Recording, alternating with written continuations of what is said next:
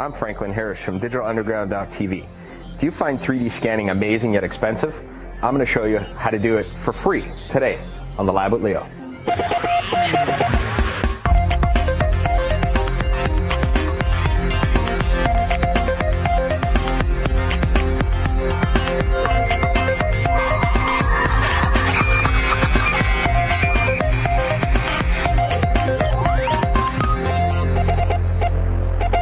Hey, how are you? Good to see you and welcome. It's time for The Lab. Leo Laporte here. And Franklin Harris is a complete and utter dweeb. Nerdy, nerdy, nerdy. He's going to... would you like to 3D scan? The ladies love that. The ladies love 3D scanning. 3D scanning. Oh, yeah.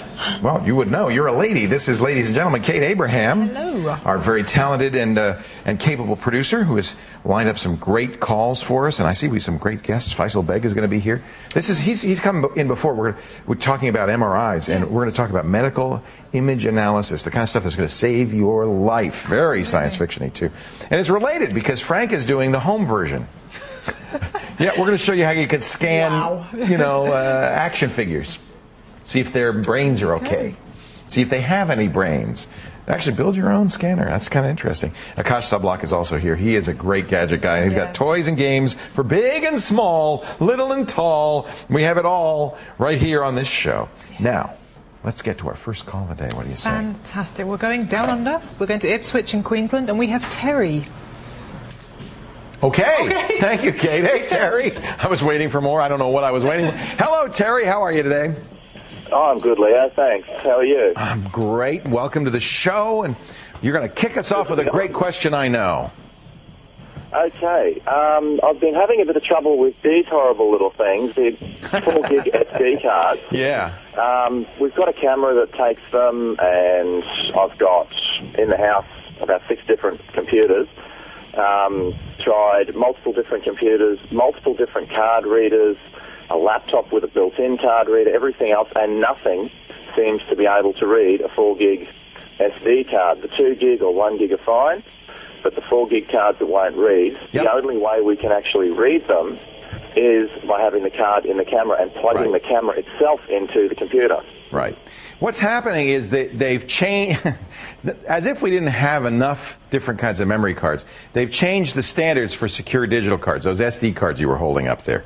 The original SD cards were up to 2 gigabytes. They actually were formatted FAT16. If you know anything about Windows file systems, that file system's limited to a 2 gigabyte file or a drive size. That's why in the old computers you couldn't get any bigger than a 2 gigabyte hard drive. Remember that? In fact, if you had a bigger drive, they'd partition it. Yep, so we've 2 gigs is not enough anymore for modern cameras, for video and so forth. So they have a new standard called SDHC. HC stands for high capacity. These cards are formatted with FAT32. They can go as high as 32 gigabytes. I've seen 8 gigabytes. I don't know if we've got anything bigger than that. You have a 4 gigabyte card. That is, by definition, SDHC card. So that card can only be read in a reader capable of reading FAT32, an SDHC card reader. So all of your computers have the old style SD card readers. They can't read the new style giant cards. Right, so there's no drivers that we can install. It's not a driver issue at all. It's a hardware issue. Now, the good news is, easy to fix. You can buy an SD card. Do you have a high-capacity SD card reader anywhere? Our reader, no. Yeah. Because all of our readers are here's a... Yeah, hand me the... This is an old school one. This is the kind I use, but this wouldn't read it either. And this is a larger card. Yeah, this is the older SD card, 2 gigs. That was as big as they could go. So that'll work fine in this. But you know what? Go to the store for $30 or less. You can get an SDHC reader, and that'll read the old cards as well as the new. In fact, I have one that looks just like a thumb drive. SanDisk makes it.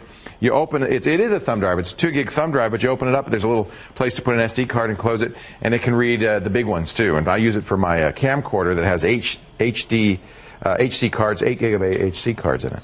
So the camera can read it because the camera can write it. The camera is an HC camera. Yeah.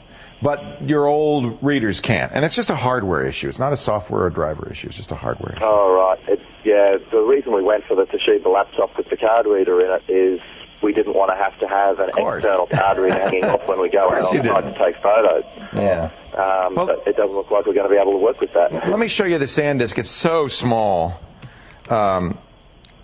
I think, you know, it's what I carry with me. And the other thing is, of course, these are faster because they're USB 2 and so forth. Let me see if I can find the one I'm using. It's just a little thumb drive. It's really cute. I think I've seen them. Yeah, it's called the Micromate. And so it's small enough that you can put it in your, man, this isn't it. But this will work too. These are so small you can put them in your pocket. Here it is. This is the Micromate, or Mobile Mate, that's what it's called. And so it's just like, it's really funny. I mean, it looks like a USB key, but it has a little slot for the SD card in it. And that just makes it so easy to carry around. And these are $12. So you're not going to spend a lot of money on this. I know it's nice to have it built in, but unfortunately the older laptops just can't do it.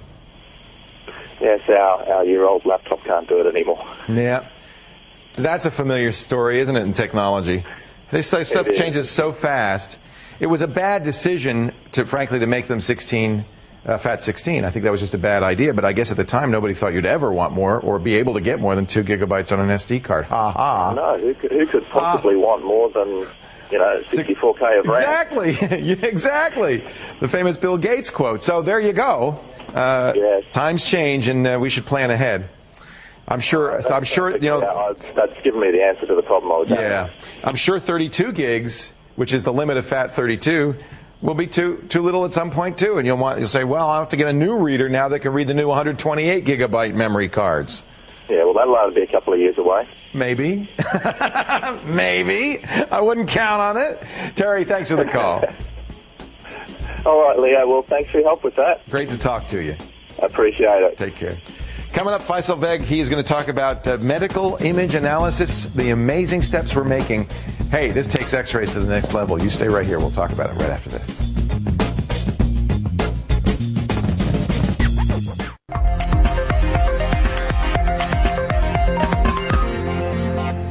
Welcome back to the lab. We want to welcome back Faisal Beg. He is the assistant professor at the School of Engineering Science at Simon Fraser University. Actually, there's a new, this is exciting, School of Engineering Science. The new biomedical engineering program. Absolutely. Brand new program, cutting edge, state of art for the best of the best students. That's really neat. Yeah. We talked about this last time you were here to talk about how MRIs work. That's right. This is a big field, this biomedical engineering, right? It's a huge field. It's up and coming. It's just starting. It has a lot of potential. Think about it. Engineers have designed all these cool gadgets around us. Right. Now, there's a huge potential to apply engineering technologies to, helping human body and helping human health. So there's a huge amount of potential to design imaging equipment, imaging algorithms, photonics, rehabilitative and assistive devices, you name it. There's a huge amount of things to be done in this field, and lots of excitement because you are studying engineering and you're studying biology and the human body. I think of all the ways digital technology has changed medicine, yes, from cochlear implants. I mean, it's amazing. Absolutely. What an interesting area to be in. Yes, it's a great area. Now, last time you were here, you talked about how an MRI works, magnetic resonance imaging. It's a way of getting 3D X-rays, basically, exactly. Right? It's a way of getting 3D pictures of the internal human anatomy in the living human. So you and I, we can go and lie down in the scanner, listen to our favorite music, and out come beautiful pictures that show exactly what our brain looks like in 3D, our heart looks like, and how it beats in 3D, and so on. So today I want to take you a step further. Okay. Once you get these images in 3D, there's still a lot of improvement to be done in how we analyze these images. Right now, people look at them on the computer screen. Human radiologists will read them. That's right. And you have 2D flat panel displays to display these images, but the information is really 3D. So there's a lot of algorithms to be developed and are being developed that will quantify the 3D information available in these images and present them better to the radiologists and to the doctors who are looking after you. And also, I imagine we want to do computer diagnostics as well. Let the computer do some of this work. Absolutely, absolutely. Because the human eye cannot, diagnose and quantify the smallest subtle features. So computers can do it much better in some sense.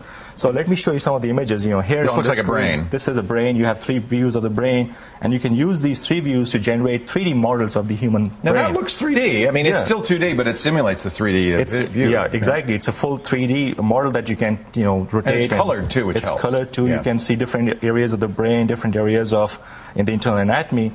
Here's a heart, and you can see, you can get a 3D picture of the beautiful heart. Wow. So you can stack up these 2D slices and make 3D models.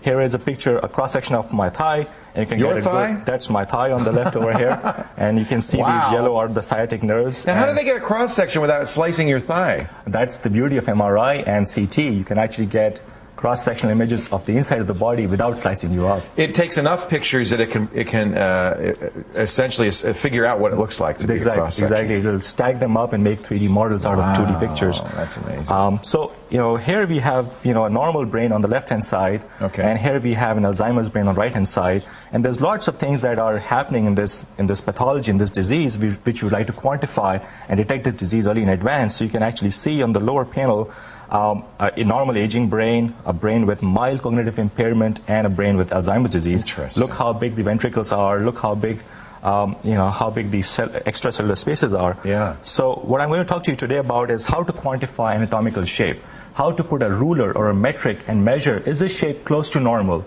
Or is the shape far away from normal? This is the kind of thing you have to know for a computer analysis. Exactly. It has to quantify everything. Exactly, to quantify everything. So humans can use an intuition, not a computer. Right. That's right. Yeah. We can quantify. I look at the brain, I say, it's obviously looks different. The radiologists do it all the time. They look at a brain and say, yeah, you're close to normal, or you're far away from normal, so you may be having a disease. But how do you make the computer do this? Quantify it. Exactly. So D.R.C. Thompson in 1917 came up with this idea that if you can take two objects, you may not be able to describe each one separately, but if you can deform one to make it look like the other, the deformation that you get quantifies how close or how far you are. So that's a mathematical formula of how it's been deformed. Exactly. And then we can describe that difference as a formula. Exactly. So if you look at this image over here, here are two brain images. And what we'd like to do is find corresponding points. Right. Like this point over here goes over here and so on. Then this correspondence gives you a motion of every point. Here's how it changed. So if you were to sit on these points, every point will move a little bit. And so here is shown the motion of each point. With vectors. With vectors. Yeah. So it's like, instead of one point, now you have motion of all the points taken together.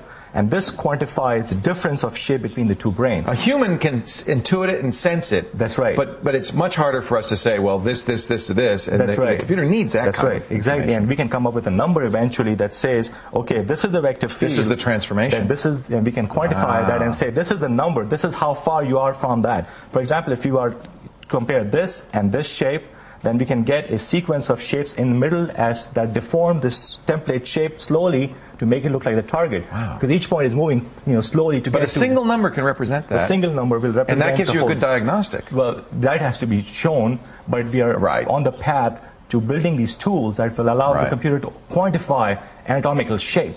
Which, as humans, we do a great job at intuitively qualifying what it is.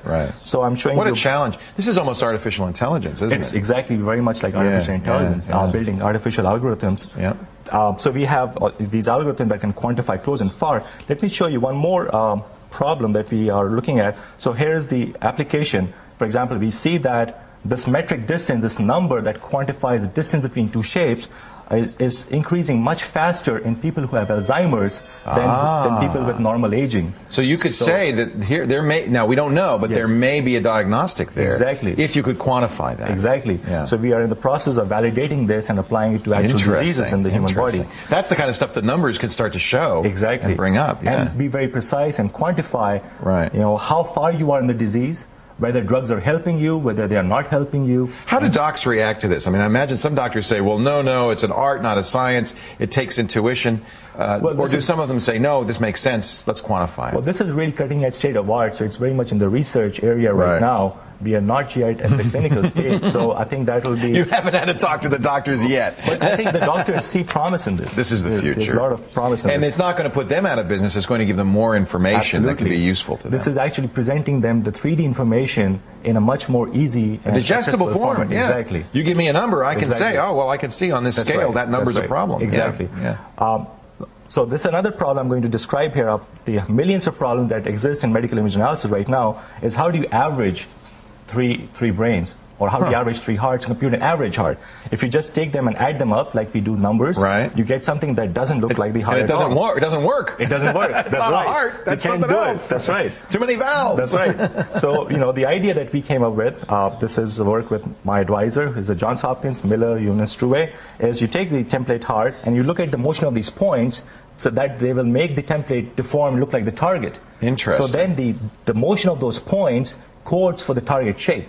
Right. So then it's like being on a golf course. You are here, and you would like to hit the ball and make it go to the hole over there. Right. Then the initial velocity with which you send the ball codes for the entire path. Right. So that's a complicated calculation. But yes, exactly. So there's a big equation there that I'm not going to describe, but that's essentially the idea. Right. You take the template, you deform it, right. the process of deformation and we tells you where it goes. Quantify the deformation. Exactly. So now these vectors you can add and subtract, because vectors are like numbers. They're numbers. You can add and subtract. So you can take a template heart and you can deform it, find the initial vectors to a bunch of these hearts, right. and you can compute the average vector. Of the vector, now we can do an average. That's right. And create a true average heart. That's right. And you would do that for a lot of reasons, for statistical purposes and so forth. Exactly. Studies, analysis. Exactly. So the first statistical thing, simplest statistical thing you have is the average. Right. What is the average of a population? Right. And then you can compute things like standard deviation, how things change around in normal and disease.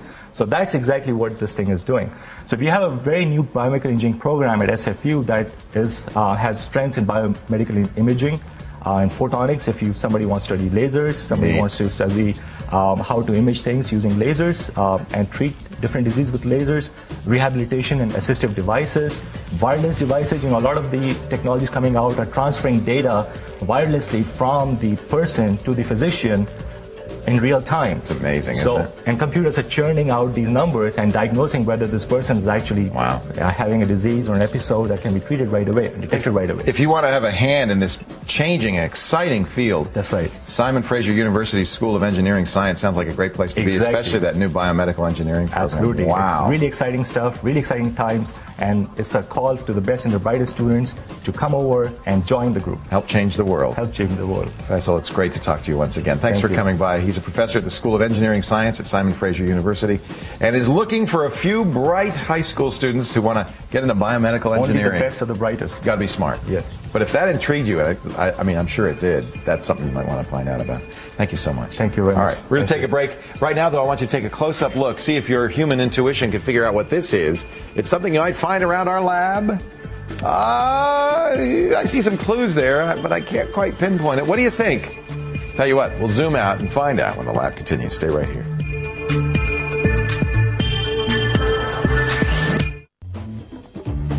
Well, looky here. A close-up of something you'd find around the lab. What could that be? It's got to be a joystick of some kind. Or, well, I was close. It was a Rock Band drum kit. Okay. Half point? Yes, I could tell it was a controller. The yellow threw me, though. I should have known. That should have been the giveaway. You get that? You did. See, they're smart. Kate, let's get another caller on the air. Fantastic. We're going to Gold Coast, Queensland, and we have Michael. Hey, what a great picture from Australia. Hi, Michael. Hi, how you going, Leo? I'm great. What can I do for you today? Yeah, yes, I have a bit of a problem on a Mac. I've got a Mac OS X. Okay. And I've created some folders in the hard drive on the desktop. Yep. And then I've created some aliases to those, and then dragged those out on the desktop. Good. Yeah. But what I can't do is seem to create an icon for them, other than just changing the colour of the font. So, like on Windows, you can. I've got Windows XP as well. Mm-hmm. And you can right-click on the shortcut and change the icon to make your own, say, picture. But I'm trying to find a way to do that on the Mac, on an alias on the desktop. You can do that with the get info command. It's actually fairly similar, fairly analogous to the command, the properties command in Windows. So instead of right-clicking and selecting properties, you right-click and you select get info on that, and that'll give you this little info dialog. And if you see the preview, it'll be a preview of the icon. And you can move an icon from one to the other and replace it with the other, I think. Let's see. Can I copy this? Maybe you can't. You know what? It's up at the top. I know you can do it with the one in the top left of each bar. You move those. Oh, this from one. I have to use this one. Oh, yes. Okay. There you go. I was doing the preview.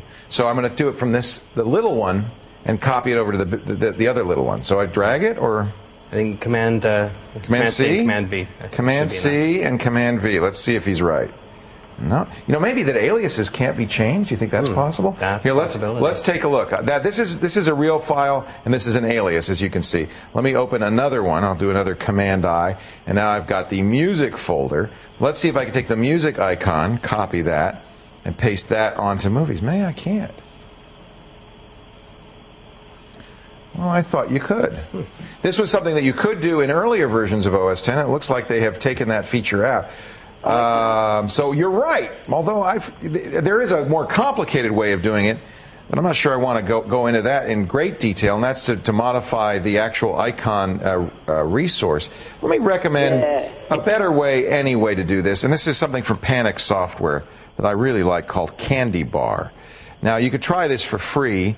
And it's a little pricey. I think it shouldn't be so expensive. I think it's $30 or $40, but it allows you to completely customize the icons with icon sets. So what's cool about Candy Bar is the icon sets can replace all the icons. You just click Use These Icons, and it replaces all the icons with cute icons. And you can also, I believe, you can also do individual icons as well. It even has a little icon editor if you want to create your own icons. But it's not free. It's free to try, but not free to use.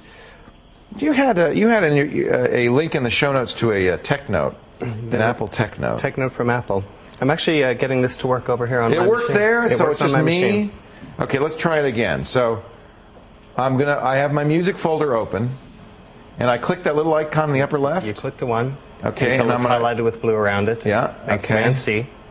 And then I do Command C to icon. copy, and it did copy it. Then go to the other now, one. I highlight it blue, and then Command V. V. It did do it. Don't.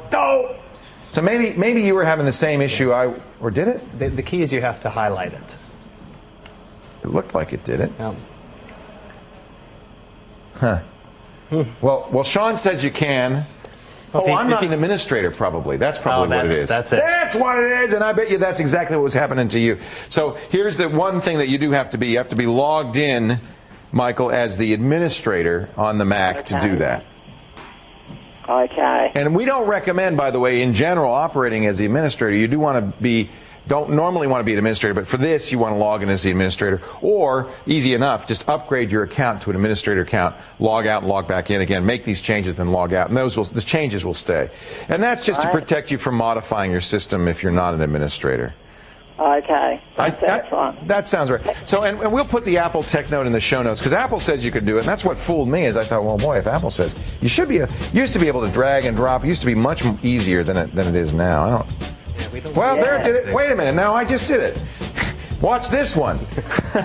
Okay, so the way I did it was I took the big icon and I dragged it to the little icon, and then it changed it. And then if I want to unchange it, I select the big icon and press backspace, and it deletes it. So it's like I'm copying it on top of.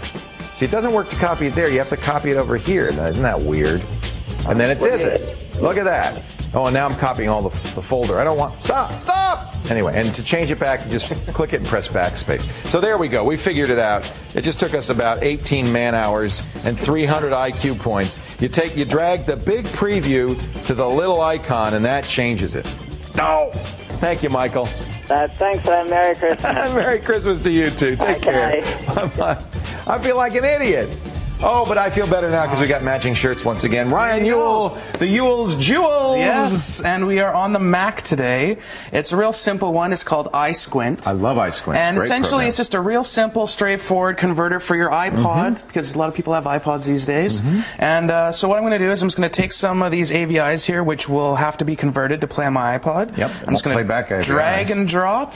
I can set the quality so I can do it high. Go nuts. Let's go nuts. It's going to take a while. We're not going to be able to finish during the segment. All right, well, then you have to do go. And I've told it to add it to iTunes here. It does it automatically. It does it automatically. So, and also to use H.264 encoding. So I'm just going to hit start. And that's it. And then you walk away. It's pretty quick, but depending on how the quality is and how many files and the size and et cetera, but you can see the bar is moving. And when it's done, I'm going to have these AVIs in my iTunes and ready to go on my iPod. Cool? It's the baby brother, the free brother to Visual Hub, which everybody, I love Visual Hub, but this is a great way to get started. I've noticed that even when you go to the iSquint page, it's like, hey, Visual Hub. So well, they want you to buy it. They're trying to upsell you, but you know, it's a really good free one here. For most people, this is all you need. Simple, straightforward, easy to use, and it works. Yep. Those are great things, and free. And free. And free. That's what makes it a jewel. That's what, it's not free. It's not. Where do people get Ryan's jewels? Labwithleo.com. Go there, and you'll find the jewels there. Cool. Now, are you ready? We're going to use your brain if you don't mind. We want to do. Ryan has built a home brew 3D scanner. Frank has? Why did I say Brian? I don't even know who that is. Frank. And we're going to scan your brain. Really? Maybe we should scan mine to find out what's wrong with it. Does it have enough powerful magnification to do that? Well, we don't. We use lasers. It'll be fine. Okay. We've only lost a couple of patients. It heats up a little bit. Did Fassel and him hook up and kind of get this? Yeah. One? Okay. Yeah. We're going to make your own MRI at home when the lab continues. First, though, it's our quick quiz question of the day. What's the name of the SI unit? It's an SI unit. For measuring magnetic flux density. What's magnetic flux density?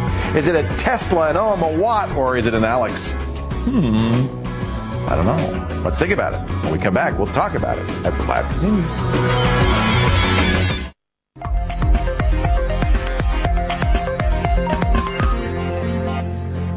Welcome back to the lab. Leo Laporte here from digitalunderground.tv. It's Franklin Harris, and today we're going to show you how to make your own MRI at home.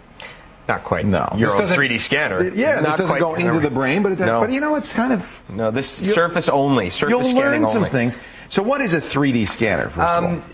A lot of movies now, you got a lot of 3D graphics, a lot of animated movies like Ratatouille and Toy Story and stuff like that. Everything's a model. Generally, 3D artists used to create those models by hand, like literally painstakingly create the model. Now you can actually take physical objects, scan them, and convert them into an actual model, a vector-based model that you can then manipulate in a 3D program. So you can do this at home with a standard standard webcam. Webcam? And that's right, a standard webcam. There's a bunch of students out at a university in Germany that started this project kind of as a theory. And it's called the David laser scanner. And it's David as... David and Goliath? Not David and Goliath. It's a really bad German translation. It's simple video scanning system.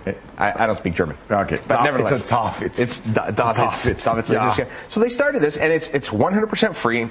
You can go to their site, download the software, and the first thing you're going to need is, besides a webcam and your basic laser line level. Oh, you need a laser? Need a laser. Is it laser pointer, or is it? No, it's got to be one of those, you know, the ones you bolt to the wall that you can. It has to be fixed. It's got to be fixed, and it's got to actually produce a physical flat line. So that's the thing. It's not producing a point. It's not producing a point. It's a line. Okay. That's right. And within the software, you print out the two back sheets.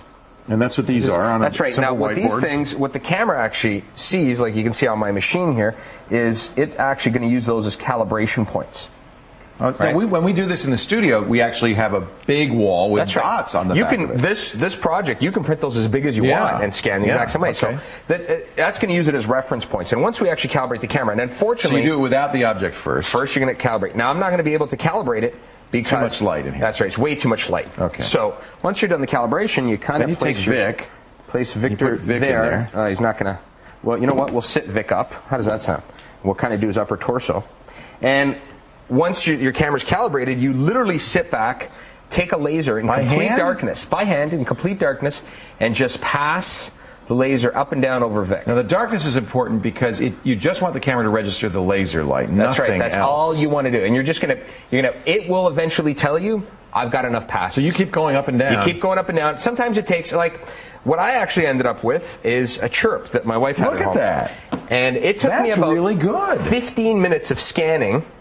Did you turn the object? That's right. That's the other. You have to turn Rotate it in. It's right in 15 degrees. Okay. Keep turning it, and then the software pieces it all together for you. So it took a while to do this. Yeah, it took a good 15 to 20 minutes to do a full scan. But look what you get out of it. But I mean, compared to $3,000 fixed, I'm stunned. Machines. I mean, I'm stunned. Easily. So they've done a lot of software to somehow figure out when they see that laser light where it's being distorted and how.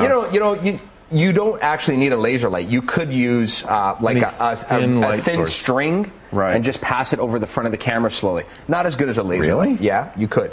They don't recommend that. A light would be better because you're in the dark and all that. That's right, and you're actually getting the laser and it's bouncing off thick, for example. So it's a great project. It's a lot of fun if you're interested in 3D. You have a really hard time modeling like I do. This is a great way. If you're using a 3D modeling program and you'd like to get something real in there, like your sister, you could she'd have to stand very still. Very still. For 20 minutes. We'll have the links in the show notes, but they have a gallery page on their site of just tons of stuff that people have scanned over time, including people, large objects, cars, you name it. Everything will actually be. And we'll have notes for where to get the software and how to do all of this on our webpage, labwithleo.com. What a neat project. I can't believe you got that little cherub. That's so beautiful. There's the website. There's the website with a bunch of galleries and some of the pictures. Hey, there's yours. Yep, that I uploaded to them. You gave them yours. Yeah. Well, they were pretty excited when I told them about. And look how good it looks. They were impressed. DavidLaserscanner.com. And they have all the details on how to do that. Isn't that neat? Thank you, Franklin Harris. No problem. DigitalUnderground.tv. That's the place to go to see stuff like this and a whole lot more. It's a great video podcast and website. DigitalUnderground.tv. We thank you for being here, Frank. More of your calls coming up in just a bit as the Lab with Leo continues. Would you scan my head? Absolutely. Okay. Let's.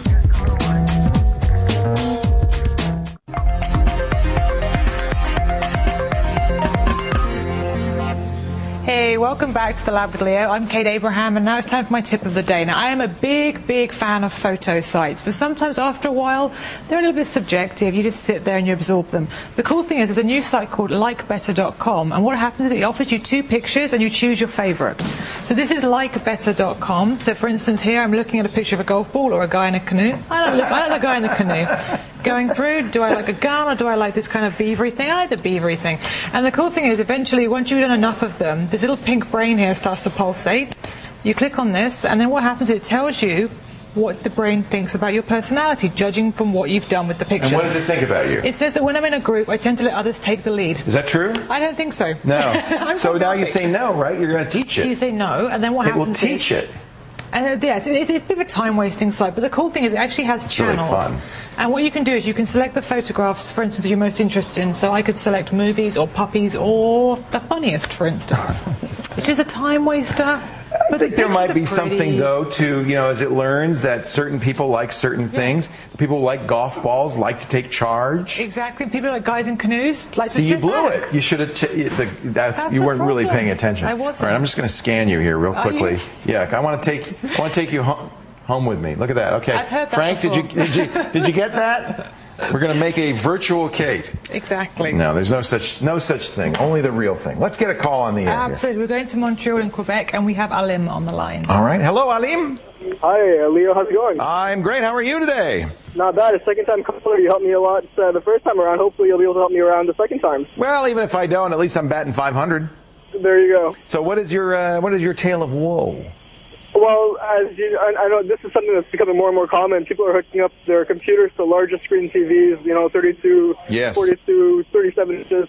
So my laptop right now is connected to a 32-inch screen through the VGA port of my laptop. Okay. I was wondering if there were any optimizers or some type of emulator that would make the content on my laptop, fit better on my screen. Like what's happening? Does it look a little smushy? Does it look a little smushy on the screen? What is? It doesn't look smushy. What's happening is that it's really hard to read. Let's say from too small. You know what they have? They call it 10-foot GUI. That a lot of systems are coming out with, like so you can Windows sit back. Media Center. Right. Yeah, Microsoft did that with their web TV. Now it's called, I think, MSN TV. Everything had big buttons on it, right? Exactly. And it was very easy. But I mean, after a while, you kind of get sick of it. Let me ask you, what resolution are you running at? Right, a good question. I think it's called 80 by. Honestly, I'm not even sure. Is it an LCD TV or a CRT? Yeah. It's an LCD. LCD TV, 32-inch LCD TV. So you'll get the best results if you run at the native resolution of the TV. Do you know what that? Yeah. Well, I did that. I did just that. And that's why it's so small, because the native resolution is probably pretty high. It's probably 1280 by 1080 or something like that. Right. Yeah, I mean, if we look at, this is MSN TV, you can see everything's, now this is designed for a CRT tube that doesn't have much resolution, so the buttons are real big and the text is real big. because they figure, you're probably running this but you're running on a high-def TV with a lot of resolution. Essentially, you're using a 32-inch monitor. Exactly. So there's a couple of things you could do. What I would suggest is, changing your user interface. Are you using Windows or Mac? I'm using Vista. Okay. So I'm going to go to Vista here. And if you personalize Vista, you go to the appearances, there's a number of things you can do to improve Vista. It actually turns out Vista has some very nice features that will really help you. For instance, you can change the DPI of the characters, of the text. And I've tried that. You could do it before in Windows XP, but it didn't do a very good job. It does a much better job now. I'm just trying to figure out where I do that here. I can't find it, but I know it's in here somewhere. Maybe it's in the theme. You also might want to choose a theme that supports, and there are other themes online that supports bigger type, bigger buttons, larger text. You change the appearance settings, in other words. In fact, if you go through the appearance settings and change the things that have text in them, for instance, like the title bar, and increase the size of the font, everything in here can be increased. You'll have to design essentially your own UI. But you can. But Vista is very compatible, very customizable in that respect. Okay. Certainly use ClearType. How big is the DPI that you're using? I'm not even sure right now. Try a lower DPI, not a higher one, right? Okay, and that should help out? Oh, yeah, it'll help out a lot. Do you know of any like standalone programs that would actually, like a web browser that would actually... I don't know of any. I mean, you can also modify your web browsers. Are you using Firefox? No, I'm using Internet Explorer. Both Firefox and Internet Explorer allow you in their settings to change the default CSS, and you can actually create a CSS. I think you could do it in Internet Explorer. You can do it. Certainly, you can do it in Firefox. You could use a CSS where you define a default typeface that's 23 points or something. That's really big. And what will happen is all the websites will get bigger. They may not all look great. Right. So, I mean, you could do that by hand by just increasing the font size, but the problem is you do that on some sites, you increase the font size, and the whole site falls apart, right? I mean, I've done that here now. This is a well-designed site. It does very well with a large. Look at that. That's actually really good. This is the Stardock site. I'm not surprised. This is the other thing I would recommend. Stardock makes Windows customization software, and they do a really good job, Object Desktop and stuff. And I would look to see if, I bet you they have a Object Desktop designed for, everything's bigger. There's a lot of different desktops in here. So they make customized Windows blinds. Windows blinds would probably be the first place I'd look, and look for an extra large Windows blind desktop. See how they customize everything? In other words, you're going to do this by hand. You could do it onesie-twosie with, perhaps you could find applications with big buttons, but my suggestion is to change the whole user interface to reflect this, that you want to have these buttons be a lot bigger. Firefox allow you to download a new skin, and I'm sure there are big button skins in Firefox. And so there's also settings in every program to make the icons bigger and stuff like that. I think you're just going to have to do it bit by bit. Here we can change the toolbar and increase the size of the buttons, things like that. I think you're going to have to do it bit by bit.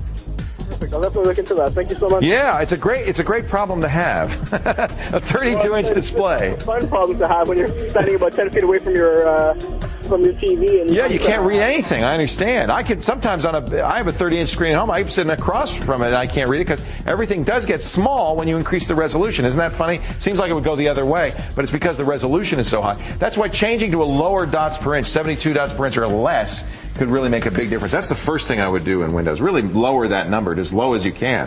See what happens. Sean Carruthers is here with his shiny stuff. What do you got? Yes. Well, I've got a protective case for an iPod here. I have one of these, and my kids love them. Yeah. They fight over them.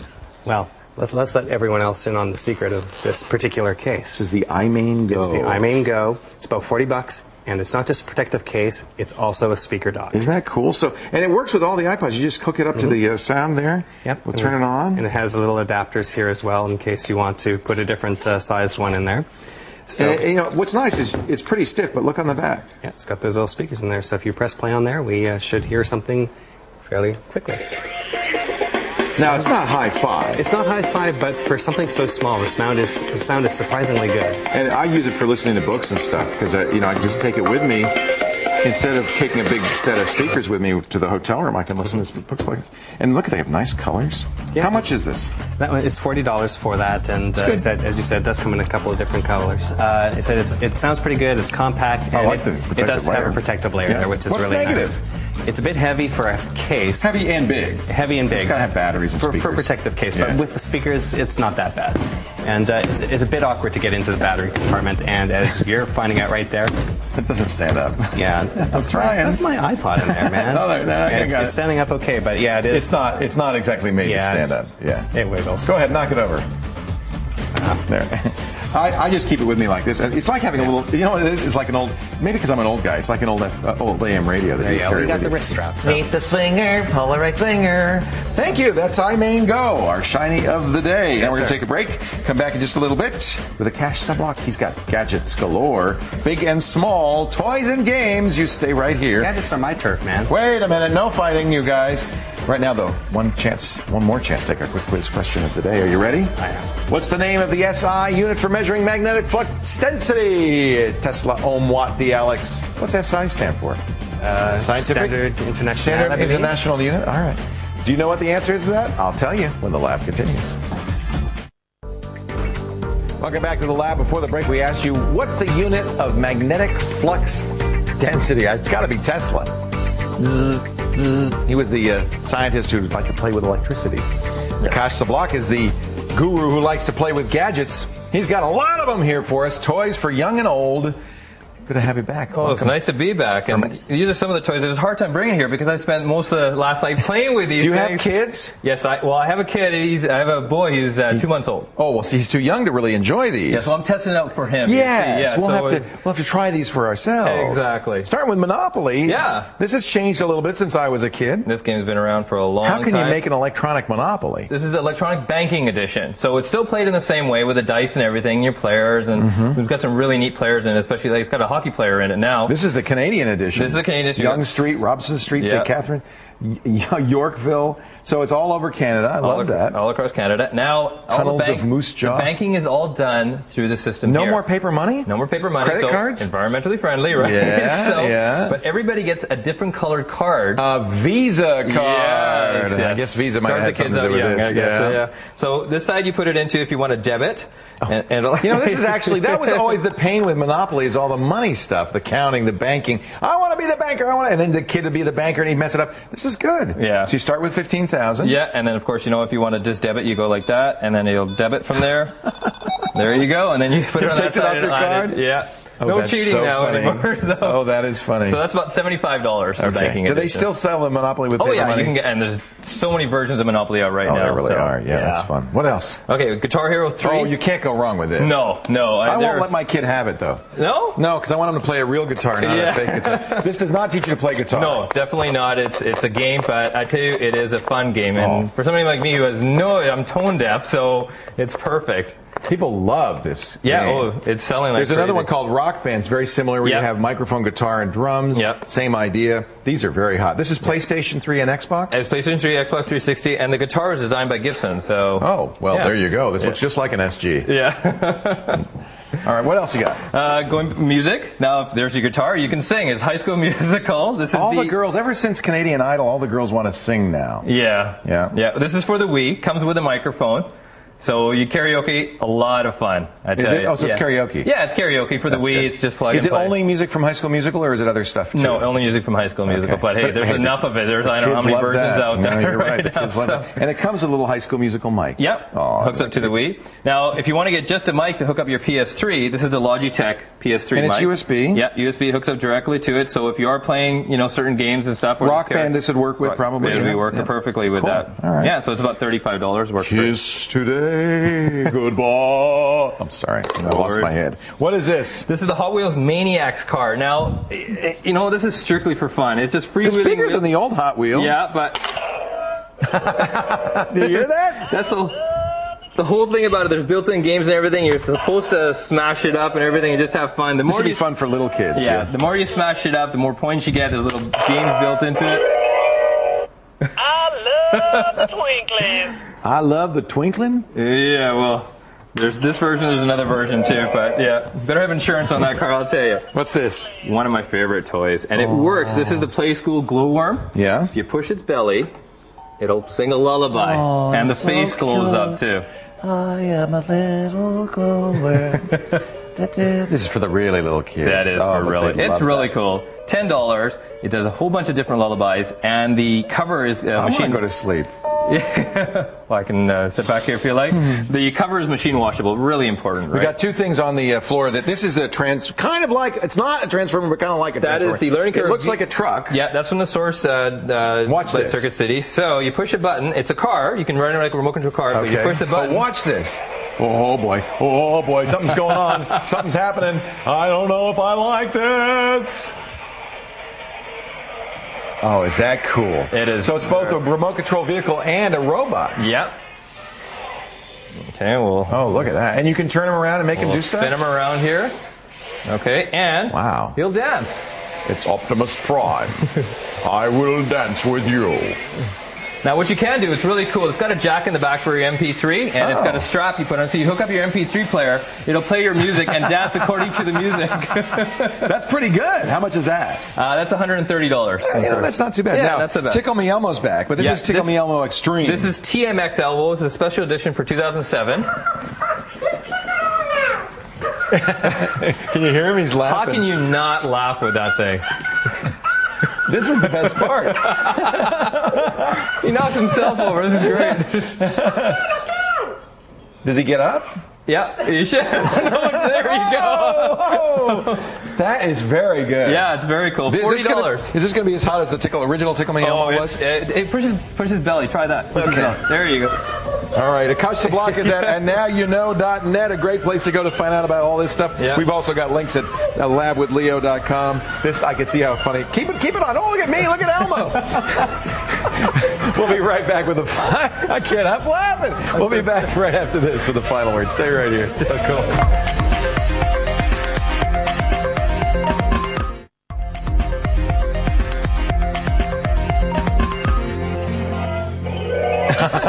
These are so much fun. This is my favorite. Akash brings such great stuff. Go ahead, get me. I just think he is so cute. Isn't he cute?